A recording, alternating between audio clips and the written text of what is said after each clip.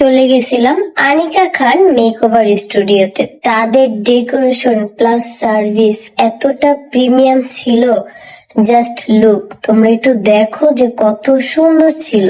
তাদের location Uttara sector 13, house number 1, Lubana হসপিটালের নতুন বিল্ডিং এর অপোজিটে। একদম রিল্যাক্সিং একটা পেডিকিউর মেনিকিউর ছিল। আর সব থেকে বড় কথা হচ্ছে তাদের পার্লারের সবাই এত পোলাইট ছিল, তোমাদের সাথে এত সুন্দরভাবে ব্যবহার করবে, এত সুন্দরভাবে তারা সার্ভিস দেয়।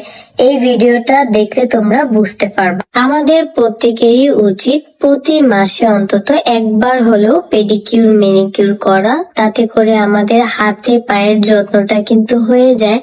দেখা যায় আমরা সবসময় কিন্তু ফেসের যত্ন করি, হাতে পায়ের যত্ন কিন্তু তেমন একটা করা হয় না।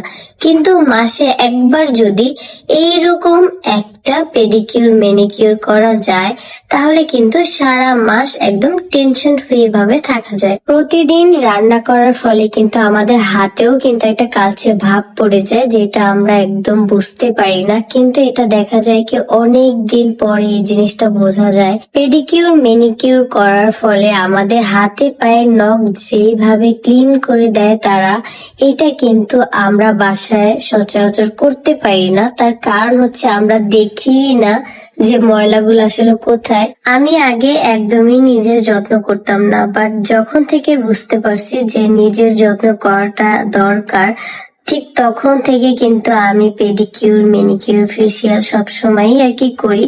দেখা যায় তোমরা আমার আগের হাত পায়ের ভিডিও দেখলে কিন্তু অনেক ধরনের কমেন্ট করতাম, বাট এখন কিন্তু অনেকটাই আগের থেকে সুন্দর হয়েছে। সুন্দর মানে গায়ের চামড়া সাদা, আমরা সবসময় এই জিনিসটা ভেবে থাকি, বাট এই জিনিসটা একদমই ভুল। আমরা যারা কালো আছি, শ্যামলা আছি, প্রত্যেকেরই উচিত স্কিন কেয়ার করা, যাতে করে স্কিনটা আরো হেলদি থাকে।